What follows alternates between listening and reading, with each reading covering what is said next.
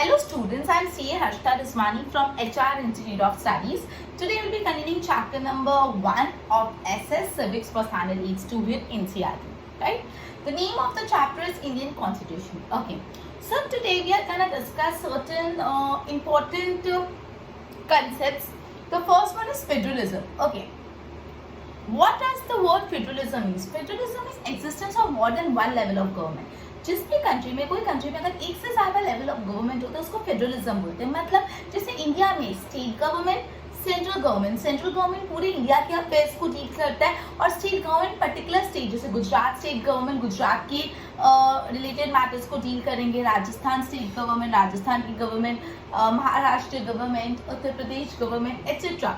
हर state की अलग government है और सबके ऊपर एक सेंट्रल गवर्नमेंट है जो पूरे के पूरे कंट्री एज अ होल की है. राइट. सो बेसिकली इंडिया में भी यहाँ पे सिर्फ एक गवर्नमेंट तो नहीं है, सिर्फ one level of the government नहीं है. राइट. सो इंडिया में स्टेट गवर्नमेंट, सेंट्रल गवर्नमेंट है, इनफैक्ट जो थर्ड है पंचायती राज भी है.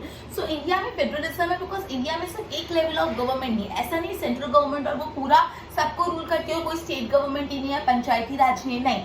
मतलब इंडिया में अलग अलग लेवल्स ऑफ गवर्नमेंट है, जैसे state government, central government, Panchayati राज. राइट. सो इंडिया फेडरलिज्म है. फेडरलिज्म मतलब ऐसी कंट्री, मतलब ऐसी जिस कंट्री में मोर than one level of government है वो फेडरलिज्म, उस कंसेप्ट को हम फेडरलिज्म बोलते हैं. क्लियर. अब बेसिकली इंडिया इतनी बड़ी कंट्री है, इतनी अलग अलग कम्युनिटी के लोग इंडिया में रहते हैं, इतने वैरायटी ऑफ पीपल, इतने लैंग्वेजेस, इतना कल्चर, इतने डिफरेंट स्टेट्स के लोग रहते हैं. सो बेसिकली सिर्फ एक लेवल ऑफ द गवर्नमेंट होना बिल्कुल भी पॉसिबल है नहीं या बिल्कुल भी प्रॉपर नहीं होगा. जैसे फॉर एग्जाम्पल दिल्ली में बैठी हुई गवर्नमेंट, दिल्ली की गवर्नमेंट मतलब हमारी सेंट्रल गवर्नमेंट कोई गुजरात के बैठे हुए इंसान के लिए डिसीजन ले रही है या राजस्थान के बैठे हुए इंसान के लिए डिसीजन ले रही है या उत्तर प्रदेश या लाइक कर्नाटका व्हाटएवर. ठीक है. सो बेसिकली ऐसा नहीं हो सकता कि कोई दिल्ली में बैठा हुआ पर्सन, मतलब दिल्ली में मतलब सेंट्रल गवर्नमेंट यहाँ पे बोला है कि वो हर डिफरेंट स्टेट के लिए डिसीजन है. इसलिए हमको यहाँ पे हर स्टेट के लिए खुद की गवर्नमेंट है जो उसके स्टेट के रिलेटेड डिसीजन लेगा. ठीक है. So another level of government जो स्टेट लेवल पे होता है. क्लियर. आप बेसिकली कॉन्स्टिट्यूशन में ना लिस्ट बताइए कि कौन कौन से ऐसे मैटर्स है जो सेंट्रल गवर्नमेंट देखेगी, कौन कौन से ऐसे मैटर्स है जो स्टेट गवर्नमेंट देखेगी और कौन कौन से ऐसे मैटर्स है जो सेंट्रल और स्टेट गवर्नमेंट दोनों मिलके देखेंगे. तो जो मैटर्स, जो लिस्ट है मैटर्स की जो सेंट्रल गवर्नमेंट देखेगी उसको यूनियन लिस्ट बोलते हैं और जो ऐसे मैटर्स है जो स्टेट गवर्नमेंट देखेगी उसको हम स्टेट लिस्ट बोलते हैं और जो दोनों मिलके देखेंगे उनको क्या बोलते हैं, concurrent list. Clear. So basically यहाँ पे क्लियर जो काम है वो असाइन करेगी, ये वाले मैटर स्टेट गवर्नमेंट देखेगा, ये वाले मैटर यूनियन गवर्नमेंट, और ये ऐसे सब्जेक्ट्स है, ये ऐसे मैटर्स है जिसमें यूनियन और स्टेट गवर्नमेंट मिलकर डिसीजन लेगी. क्लियर. ओके. मतलब फेडरलिज्म कंसेप्ट में जो स्टेट होगा वो सिर्फ सेंट्रल गवर्नमेंट का एजेंट नहीं होगा. मतलब जो सेंट्रल गवर्नमेंट ने बोला वो एजेंट बन के स्टेट में करवा रहे हैं, नहीं, सिर्फ ऐसा नहीं है. फेडरलिज्म कंसेप्ट में जो स्टेट गवर्नमेंट्स होते हैं वो सिर्फ और सिर्फ सेंट्रल गवर्नमेंट के एजेंट नहीं है, बट उनको अथॉरिटी कॉन्स्टिट्यूशन से भी मिली है, उनको स्टेट्स को इंडिविजुअल अथॉरिटी मिली है कॉन्स्टिट्यूशन से. क्लियर. तो बेसिकली फेडरलिज्म में ऐसा बोला है जो स्टेट गवर्नमेंट है सिर्फ और सिर्फ सेंट्रल गवर्नमेंट के एजेंट्स नहीं है, उनको अथॉरिटी मिली गई है फ्रॉम कॉन्स्टिट्यूशन. क्लियर. सो ये फेडरलिज्म का पूरा एक कंसेप्ट अभी अपन ने पढ़ा. वन मोर टाइम रिवाइज करा रही हूँ, ध्यान देना. फेडरलिज्म ऐसा होता है मतलब कंट्री में एक से ज्यादा लेवल ऑफ गवर्नमेंट, सिर्फ एक लेवल ऑफ गवर्नमेंट नहीं, एक से ज्यादा लेवल ऑफ गवर्नमेंट. आप इंडिया के एग्जाम्पल के थ्रू ये समझेंगे तो ज्यादा अच्छे से समझ आएगा. इंडिया में एक सेंट्रल गवर्नमेंट है जो पूरे इंडिया के मैटर्स को डील करता है, स्टेट गवर्नमेंट है, हर स्टेट के अलग अलग गवर्नमेंट है और वो स्टेट गवर्नमेंट अपने स्टेट के रिलेटेड मैटर्स को डील करता है. अब इंडिया इतनी बड़ी कंट्री, इतनी वास्ट कम्युनिटी, अलग अलग लोग, अलग अलग लैंग्वेजेस, अलग अलग कल्चर, इतने सारे स्टेट्स. तो बेसिकली एक इंसान दिल्ली में बैठे बैठे पूरे कंट्री के स्टेट्स के लिए डिसीजन ले, that's quite not possible and that's not viable too. इसलिए हर स्टेट की एक स्टेट गवर्नमेंट होगी जो उस स्टेट के रिलेटेड डिसीजन लेगा. राइट. सो बेसिकली फिर कॉन्स्टिट्यूशन में अलग अलग लिस्ट भी दे दी है, मतलब ऐसे लिस्ट जो मैटर सिर्फ और सिर्फ स्टेट गवर्नमेंट डील करेंगे जिसको हम यूनियन लिस्ट बोलते हैं. ऐसे मैटर्स जो सिर्फ ऐसे मैटर्स जो सिर्फ सेंट्रल गवर्नमेंट डील करेगी उनको हम यूनियन लिस्ट बोलते हैं. ऐसे मैटर्स जो स्टेट गवर्नमेंट डील करेंगे उसको स्टेट लिस्ट, और जो ऐसे सब्जेक्ट जिसमें दोनों मिलकर डिसीजन लेंगे वो कॉन्करेंट लिस्ट. ठीक है. आप बेसिकली हम ऐसा नहीं बोल सकते फेडरलिज्म में कि जो स्टेट है वो सिर्फ और सिर्फ एक सेंट्रल गवर्नमेंट का एजेंट है. No, it is not so. State सिर्फ और सिर्फ एजेंसी वाला काम नहीं कर रहा सेंट्रल गवर्नमेंट का, बल्कि स्टेट को खुद कॉन्स्टिट्यूशन ने पावर्स दी इंडिविजुअल डिसीजन लेने. Clear. So this was about federalism. Next, federalism. Next is parliamentary form of government, parliamentary form of government मतलब क्या होता है? इंडिया में जो अलग अलग टायर्स ऑफ गवर्नमेंट है, state government, central government, Panchayati राज, अलग अलग लेवल्स ऑफ गवर्नमेंट है, उन सारे लेवल्स ऑफ गवर्नमेंट को इलेक्ट कौन करता है? उन सारे लेवल्स ऑफ गवर्नमेंट को अल्टीमेटली पीपल इलेक्ट करते हैं, दे इलेक्टेड बाय पीपल। हम खुद अपने नेता चुनते, वी चूज अवर रिप्रेजेंटेटिव जो हमारे बिहाफ पे काम करेंगे। सो इंडिया में जो अलग अलग लेवल्स ऑफ गवर्नमेंट है, अलग अलग टायर्स ऑफ गवर्नमेंट है, वो गवर्नमेंट के लेवल्स को इलेक्ट तो पीपल ऑफ इंडिया ही करते हैं। कॉन्स्टिट्यूशन में सारे सिटीजन को यूनिवर्सल अडल्ट सफरेज दिया हुआ है। आपको यूनिवर्सल अडल्ट सफरेज पता होगा, अपन 6th स्टैंडर्ड से बात कर रहे हैं। यूनिवर्सल अडल्ट सफरेज ये बोलता है कि हर एक इंसान, ईच एंड एवरी पर्सन जो 18 साल या 18 साल से अबाव है, वो वोट कर सकता है अपने प्री डिसाइडेड लीडर को, मतलब जिसको उसको सिलेक्ट करना है। मतलब each and every citizen of India जो 18 साल है उससे ऊपर है, इररिस्पेक्टिव उसका कास्ट क्या है, उसका कलर क्या है, उसकी क्रीड क्या है, उसका जेंडर क्या है, उसका लैंग्वेज क्या है, डजंट मैटर। कोई भी जेंडर, कोई भी लैंग्वेज, कोई भी कास्ट का लगा हो, ही और she can vote to select their leaders. ठीक है, वो अपने रिप्रेजेंटेटिव को सिलेक्ट करने के लिए वोटिंग कर सकते हैं। इसको बोलते हैं universal adult suffrage. Clear? So Indian constitution में सारे सिटीजन को यूनिवर्सल अडल्ट सफरेज दिया गया है कि आप लोग अपने नेता चुन सकते हो। Is it clear? मतलब पीपल ऑफ इंडिया के लिए direct rule electing people of India, sorry, तो बेसिकली जो इंडिया के लीडर्स है, इंडिया की गवर्नमेंट को सिलेक्ट करने के लिए लोगों का एक डायरेक्ट रोल प्ले करते हैं। जो इंडिया के लोग हैं वो गवर्नमेंट को सिलेक्ट करने के लिए डायरेक्ट रोल प्ले करते हैं, वो खुद वोट डाल के अपने लीडर्स को चुनते हैं। Clear? Every citizen of country irrespective of social background contest election. Her citizen of country, कोई भी सिटीजन ऑफ कंट्री इररिस्पेक्टिव उसका सोशल बैकग्राउंड क्या है, वो इलेक्शन कंटेस्ट कर सकता है। इलेक्शन कंटेस्ट कर सकता है मतलब इलेक्शन में खड़ा हो सकता है। ठीक है, अगर किसी को भी इलेक्शन में खड़ा होना है, उनको लीडर बनना है, उनको अगर पॉलिटिकल इसमें फेम में जाना है, so every citizen of India, पहले वो कोई भी सोशल सोसाइटल बैकग्राउंड से आता है, डजंट मैटर, वो इलेक्शन लड़ने के लिए खड़े हो सकते हैं। क्लियर? ओके, और ये जो रिप्रेजेंटेटिव्स हम सिलेक्ट करते हैं, हम वोट देके जो हमारे लीडर सिलेक्ट करते हैं, वो जो हमारे रिप्रेजेंटेटिव्स होते हैं वो अल्टीमेटली हमको अकाउंटेबल होते हैं, बिकॉज हमने as a citizen of India हमारे रिप्रेजेंटेटिव सिलेक्ट करे। तो वो रिप्रेजेंटेटिव्स जो है they are also responsible to the citizen of India for whatever vote they do. Clear? So this was parliamentary form of government. One more time, basically बोला है जितने भी लेवल्स ऑफ गवर्नमेंट, जितने भी tyres of government है, उन सारे levels of government को सिलेक्ट करते हैं पीपल। उन सारे गवर्नमेंट को इलेक्ट कौन करते हैं? पीपल। ठीक है, सो जो इंडियन कॉन्स्टिट्यूशन है, इंडियन कॉन्स्टिट्यूशन ने सारे सिटीजन को यूनिवर्सल अडल्ट सफरेज दिया। We know universal adult suffrage, कोई भी सिटीजन जो 18 साल या 18 साल से ऊपर की एज का है, इररिस्पेक्टिव उसका कास्ट क्या है, कलर क्या है, जेंडर क्या है, क्रीड क्या है, डजंट मैटर, कोई भी सिटीजन अगर 18 साल के ऊपर है, सो ही और she can go and vote for his leader, his और her leader, right? He can vote in the election, वो इलेक्शन में पार्टिसिपेट कर सकता है, अपने रिप्रेजेंटेटिव्स को वोट करके सिलेक्ट कर सकता है, राइट? एंड बेसिकली इंडिया में जो गवर्नमेंट को सिलेक्ट करने का काम होता है उसमें directly people of the India role play करते हैं। As a people of India, as a citizen of India, आपका बहुत ही ज्यादा इंपॉर्टेंट रोल है अपने लीडर्स, अपने रिप्रेजेंटेटिव चुनने के लिए। क्लियर? एंड इनफैक्ट इंडिया का कोई भी सिटीजन इररिस्पेक्टिव उसका सोशल बैकग्राउंड क्या है, ही और she can contest the election. अगर किसी को इलेक्शन में खड़ा होना, इलेक्शन लड़ने हैं, तो वो कोई भी सोशल बैकग्राउंड का, और डजंट मैटर, ही और she could contest election, he should be citizen of India. या ओके, एंड दिस रिप्रेजेंटेटिव जिनको हम सिलेक्ट करते हैं, जिनको हम अपना वोट डाल के सिलेक्ट करते हैं, वो जो हमारे रिप्रेजेंटेटिव्स है, they are accountable to people, वो लोगों पे जवाबदार है, लोगों के लिए जवाबदार है, दे आर अकाउंटेबल, वो कोई भी काम करते हैं, so they are answerable to the citizen of India. क्यों? क्योंकि उन्होंने ही उनको सिलेक्ट किया। फेडरलिज्म हो गया, parliamentary form of government. Third, separation of power, powers अलग अलग करना। बेसिकली जो गवर्नमेंट ऑफ इंडिया है उसके 3 ऑर्गन्स है, ये इंपॉर्टेंट है, I think again we have done in 7th standard. जो गवर्नमेंट ऑफ इंडिया उसके 3 ऑर्गन है, लेजिस्लेटिव, एग्जीक्यूटिव, जुडिशियरी। ये 1 मार्क के लिए बहुत इंपॉर्टेंट है कि how many organs of government are there, which are they, right? So there are 3 organs of government. First is legislative, second is executive and third is judiciary. आप confuse मत हो जाना, अगर लेवल्स ऑफ गवर्नमेंट पूछे तो central government, state government, Panchayati Raj, और अगर organs of government पूछे तो लेजिस्लेटिव, एग्जीक्यूटिव, जुडिशियरी। वापस ये दोनों को क्लैरिफाई करियो कि आप इसमें कंफ्यूज नहीं हो जाओ।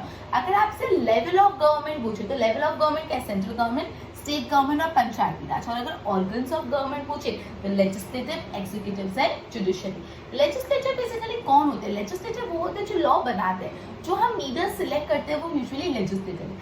एग्जीक्यूटिव का काम क्या होता है कि जो भी लॉ बनाया है लेजिस्लेटिव ने, उस लॉ को लागू कराना, उस लॉ को इम्प्लीमेंट कराने का काम होता है एग्जीक्यूटिव का।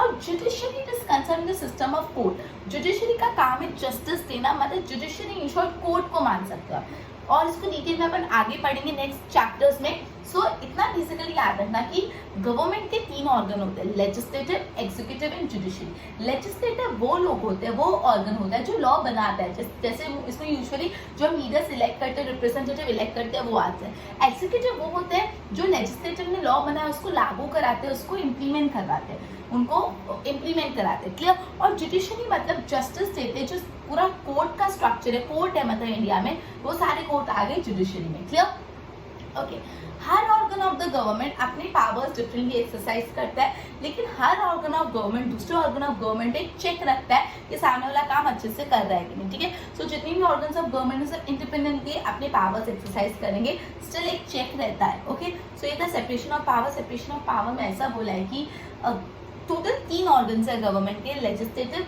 Executive, judiciary. लेजिस्लेटिव वो ऑर्गन होता है जो यूजुअली लॉ बनाता है, कानून बनाता है। इसमें यूजुअली कौन आता है? जो हम लीडर्स इलेक्ट करते हैं वो आते हैं। एग्जीक्यूटिव कौन होते हैं? जो कानून को लागू कराते हैं, लॉ को इम्प्लीमेंट करवाते हैं। और जुडिशरी मतलब जस्टिस देने का जो ऑर्गन काम करता है, जो कोर्ट है वो, clear. Her organ of government individually अपना फंक्शन करता है, स्टिल एक गवर्नमेंट दूसरे गवर्नमेंट पे चेक करने, एक ऑर्गन ऑफ गवर्नमेंट दूसरे ऑर्गन ऑफ गवर्नमेंट को चेक रखता है, ओके, और इस तरह से बैलेंस मेंटेन करता है, clear. So today we have studied right now about federalism, parliamentary form of government and separation of power, right? So federalism is a concept where there's more than one level of government in a country. Like in India, we have a state, central government, we have state government, and then we have a panchayati raj system, which is the third tier, third level of government, right? So basically India is a very vast community. We have vast number of people, large area, different community, different language speaking people. So it is quite not possible that a person sitting in Delhi could take the decision for different state.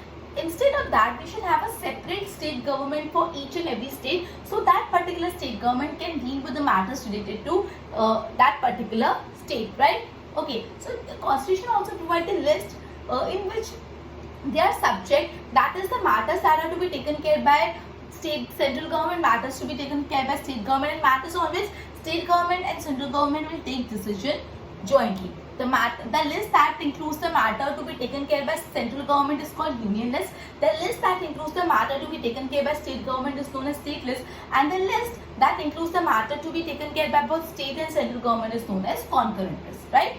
Okay, so and one more thing, this federalism, in this it doesn't mean that state government act as an agent of central government.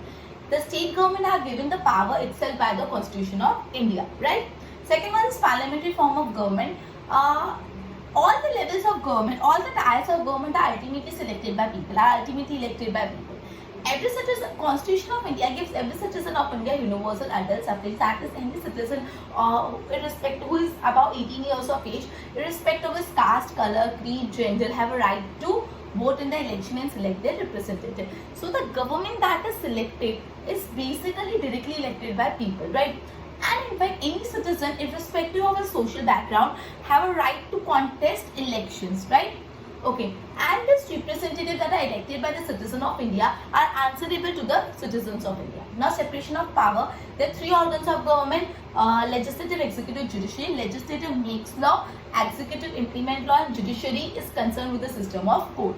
Each and every organ of the government perform its function separately, and each government act as a check on other organ of government. Okay. Okay, तो इतना मैं पहले board से go through करा के फिर बाकी के कंसेप्ट्स पे एक बार क्लैरिफाई करते हैं, clear? Pay attention to board, right? Okay, standard 8 SS civics chapter 1 Indian constitution. Federalism, more than one level of government को हम फेडरलिज्म बोलते हैं। अगर पूछे फेडरलिज्म क्या, so country in which there is more than one level of government. जैसे India में state level government है, सेंट्रल लेवल गवर्नमेंट है, एंड जो थर्ड ऑर्गन है, जो थर्ड टायर है, थर्ड लेवल है, वो है पंचायती राज, क्लियर? इंडिया बहुत वास्ट कम्युनिटी है, सो ऐसा सिस्टम नहीं चलेगा जहाँ पे एक पर्सन जो दिल्ली में बैठा है वो रूल करे रेस्ट ऑफ द कंट्री को, या वो डिसीजन ले रेस्ट ऑफ कंट्री ले। इसलिए अनदर लेवल ऑफ गवर्नमेंट चाहिए स्टेट लेवल पे, जो स्टेट गवर्नमेंट अपने स्टेट के मैटर्स रिलेटेड डीलिंग करे। कॉन्स्टिट्यूशन ने लिस्ट प्रोवाइड करी कौन से मैटर स्टेट गवर्नमेंट देखेगा, कौन से सेंट्रल, और कौन से मैटर स्टेट और सेंट्रल दोनों देखेगा। फेडरलिज्म में state does not act as an agent of federal government. फेडरलिज्म में ऐसा नहीं होगा कि जो स्टेट है वो फेडरल गवर्नमेंट के एजेंट की तरह काम करेगा, बट स्टेट को प्रॉपर अथॉरिटी मिलेगी from constitution. Clear? Then parliamentary form of government, different tiers of government elected by the people, जो अलग अलग टायर ऑफ गवर्नमेंट उनको अल्टीमेटली कौन इलेक्ट करता है? पीपल। कॉन्स्टिट्यूशन ने यूनिवर्सल अडल्ट सफ्रेज किया है हर सिटीजन को। Clear? Okay, people of India have a direct role in electing the leaders. Every citizen of the country, irrespective of social background, can contest for election. Her citizen of India, irrespective उसका social background क्या है, वो election लड़ सकता है. Representative, they are accountable to the people of India. Now, separation of power, there are 3 organs of government, very important. How many organs of government are there and which are they? 3 organs of government, legislative, this one is legislative, this one executive, judiciary. Legislative मतलब जो हम elected representative है वो, executive implement करता है law को, judiciary मतलब system of court, right? Each organ exercises power differently and each organ acts as a check on the other organ, right? एक बार तक go through करो properly. नोट्स बनाओ, again I am telling notes copy करके नहीं बनाने, notes मतलब जो आपको समझ है आप अपनी बुक में अपने हिसाब से लिखो, right? Okay, so the next point that we are gonna study is fundamental rights. अपन सबको पता है फंडामेंटल राइट क्या होता है। अपने कुछ फंडामेंटल राइट है जो अपने कॉन्स्टिट्यूशन ने सिटीजन्स को दिए, जैसे सिटीजन्स को अपने हक के लिए लड़ने में आसानी हो, मतलब जैसे right to constitutional remedies, right to freedom, right to equality, right to cultural and educational right. These are certain rights that are given by the Constitution of India to every citizen of India, and these rights are known as fundamental rights. Basically जो fundamental rights है उनको बोला जाता है conscience of the Constitution. Indian constitution का conscience जिसको हम बोलते हैं वो है फंडामेंटल राइट। फंडामेंटल राइट को इतना ज्यादा इंपॉर्टेंस है तो अगर आपको पूछे कि that shall considered as a conscience of the constitution, so you will write fundamental right. Clear? आपको 1 मार्क में पूछ सकते हैं किस चीज को कंसाइंस बोला गया इंडियन कॉन्स्टिट्यूशन को, तो फंडामेंटल राइट। कॉलोनियल रूल के दौरान, मतलब जो ब्रिटिशर्स इंडिया में रूल करते थे, तब हमेशा ब्रिटिशर्स ने लोगों को उनके हक नहीं दिए, लोगों को उनके राइट नहीं दिए। लोग बहुत ज़्यादा प्रॉब्लम्स में थे बिकॉज बहुत इल ट्रीट होता था, इक्वालिटी नहीं मिलती थी, फ्रीडम नहीं था, एजुकेशनल कल्चरल राइट्स नहीं थे।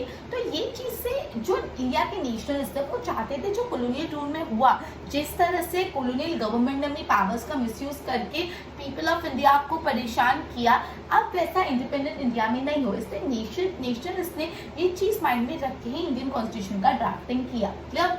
ये जो फंडामेंटल राइट है, इसलिए ये जो मतलब कॉन्स्टिट्यूशन में कुछ सेट ऑफ रूल्स डाल दिए, कुछ set of return rights that will guard from the misuse of the power from the state power. मतलब कॉन्स्टिट्यूशन में कुछ रिटर्न सेट ऑफ राइट्स है कि ये आपके पास राइट है as a citizen of India, और ये राइट लोगों को प्रोटेक्ट करते हैं from the misuse of the power by state. जब स्टेट अपनी पावर को मिसयूज अगर करे तो हम ये राइट के थ्रू अपने पावर्स अपने हक के लिए लड़ सकते हैं। Clear? Fundamental right basically protect करता है सिटीजन को against the absolute exercise of power by state. मतलब स्टेट अपनी पावर को एकदम आर्बिट्ररी फॉर्म में, एकदम एब्सोल्यूट फॉर्म में नहीं एक्सरसाइज करे, और जो सिटीजन्स ऑफ इंडिया है वो प्रोटेक्ट रहे, इसलिए उनको क्या दिए गए? फंडामेंटल राइट दिए गए। क्लियर? ओके, तो समझे यहाँ पे क्या बोला है कि जो इंडियन कॉन्स्टिट्यूशन का कंसाइंस किसको बोला गया है? जो फंडामेंटल राइट्स है उनको इंडियन कॉन्स्टिट्यूशन का कंसाइंस बोला गया। क्लियर? बेसिकली कॉलोनियल रूल के दौरान से जो स्टेट अपने पावर्स का बहुत मिसयूज करते थे, लोगों के पास कुछ भी राइट्स नहीं थे, कुछ इक्वालिटी नहीं थी, फ्रीडम नहीं था, and people used to suffer a lot. ये चीज का डर नेशनलिस्ट ने देखी हुई थी, ये सब चीजें, इसलिए नेशनलिस्ट ने जो कॉन्स्टिट्यूशन ड्राफ्ट करा तो ऐसा वो चाहते थे कुछ ऐसा सेट ऑफ राइट्स हो, जो रिटर्न राइट्स हो, लिखा हुआ हो कि सारे सिटीजन्स ऑफ इंडिपेंडेंट इंडिया को, फ्री इंडिया को राइट्स मिलेंगे, जिससे जो सिटीजन्स ऑफ इंडिया है वो बच सके from the misuse of the power by state. अगर स्टेट अपना पावर मिसयूज भी करता है तो भी सिटीजन्स ऑफ इंडिया के पास कुछ अपने हक होने चाहिए, लीगल हक, जो वो कोर्ट में जाके रिप्रेजेंट कर सकते हैं। Clear? Fundamental right basically state के एब्सोल्यूट पावर से लोगों को बचाता है। क्लियर?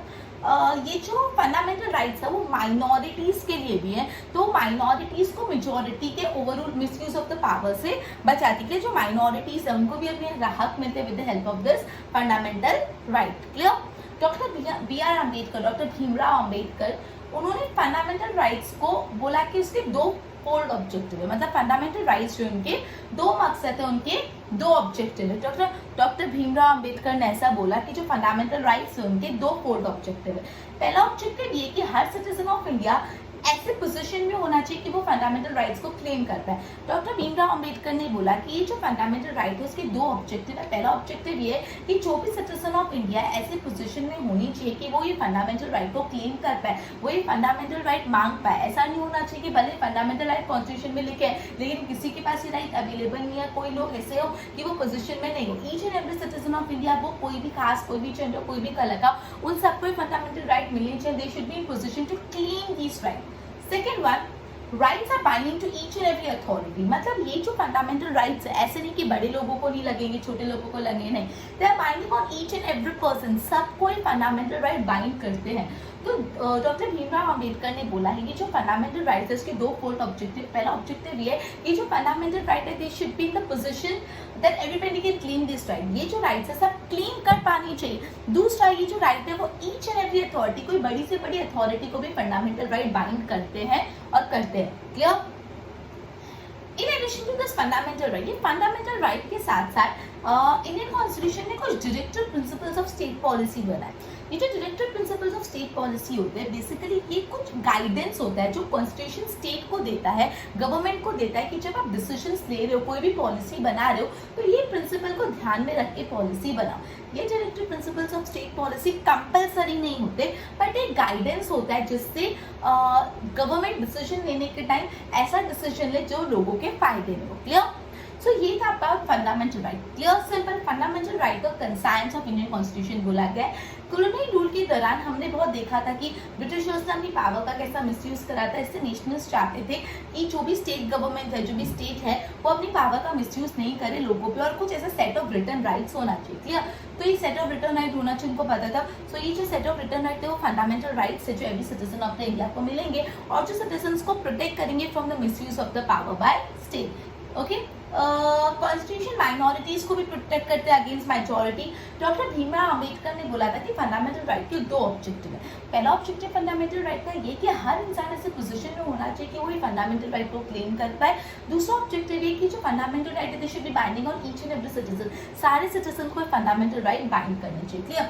उसके बाद बोले फंडामेंटल राइट के साथ साथ in addition to this fundamental right कुछ directive principles of state policy भी है। मतलब स्टेट को कॉन्स्टिट्यूशन ने स्टेट को कुछ डायरेक्टिव प्रिंसिपल्स दिए जो स्टेट कोई भी डिसीजन लेने के टाइम एक बार रिफर कर सकती है, उस चीज को ध्यान रख सकती है। ये प्रिंसिपल बाइंडिंग नहीं होते, लीगल नहीं होते, मतलब it is not bind by law, लेकिन हाँ ये एक गाइडेंस है जो हर स्टेट को फॉलो करना चाहिए। Last one is secularism. Secularism एकदम सिंपल है। सेक्युलरिज्म बोलता है कि कोई भी स्टेट कोई एक पर्टिकुलर रिलीजन को प्रमोट नहीं कर सकता और उसको अपना रिलीजन स्टेट रिलीजन नहीं बना सकता।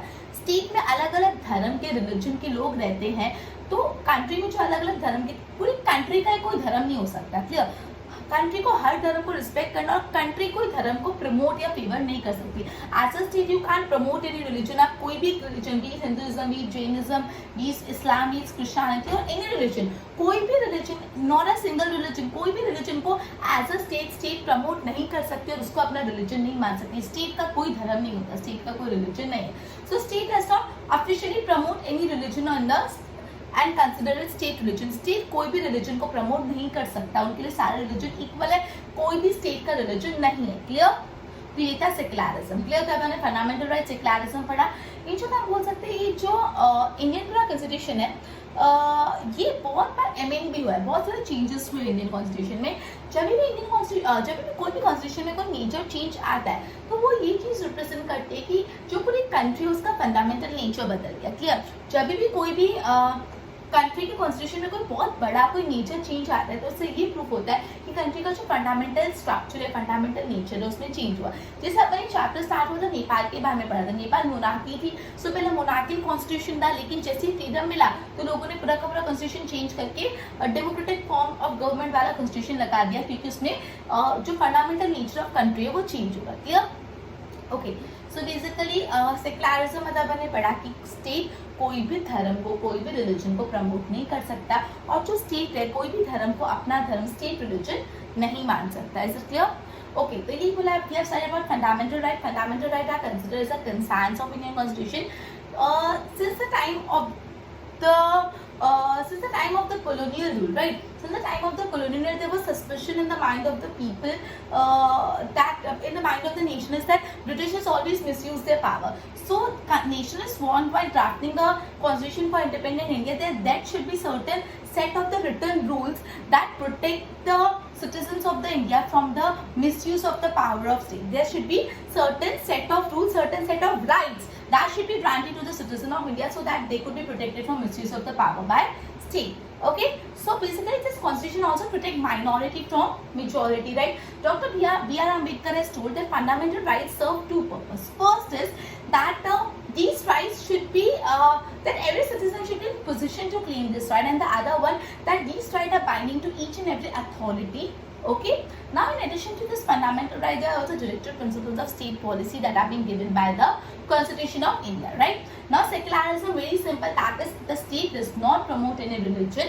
Okay, there's no state religion. Okay, so from all this we could conclude that we can also say that there are certain changes, certain amendment names in Constitution.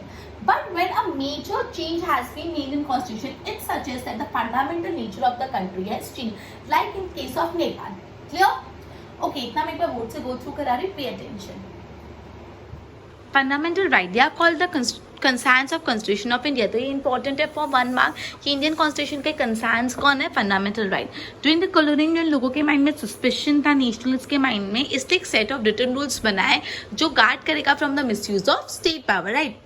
ये जो fundamental rules है, they protect citizen against the arbitrary and absolute exercise of power by state. जो state अपनी power को absolutely exercise करता है, अपनी power को मिसयूज करता है, उससे प्रोटेक्ट करते हैं फंडामेंटल राइट सिटीजन को.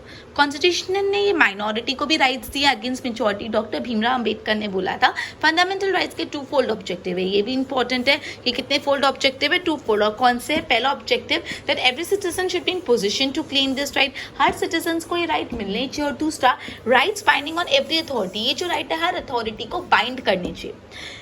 फंडामेंटल राइट के साथ साथ directive principles of state policy भी प्रोवाइड करे कॉन्स्टिट्यूशन ने सिटीजन्स को. Clear? Secularism mean state does not officially promote any religion as state religion. मतलब स्टेट जो है कोई भी रिलीजन को as a state religion promote नहीं करता. Okay, that is called secularism. ये भी important. Secularism means that state officially does not promote any religion, right? So Indian Constitution में काफ़ी बार amendments changes आए हैं over here. जब कोई major change होता है Constitution में, इसका मतलब होता है कि there is a change in fundamental nature of country. Country की fundamental nature में ही change हुआ है, तभी country में कोई major change आएगा. Example नेपाल अपन ने पढ़ा नेपाल के बारे में, right? Okay, एक बार इसके proper notes बनाओ. जो जितना जैसे जैसे आपको समझ आ रहा है आप साथ साथ लिखते जाओ, कॉपी मत करना. Okay? So with this, we have completed our chapter number 1 of Civics Standard 8 NCERT. In our next lecture, we'll be taking up next chapter. Till then, goodbye.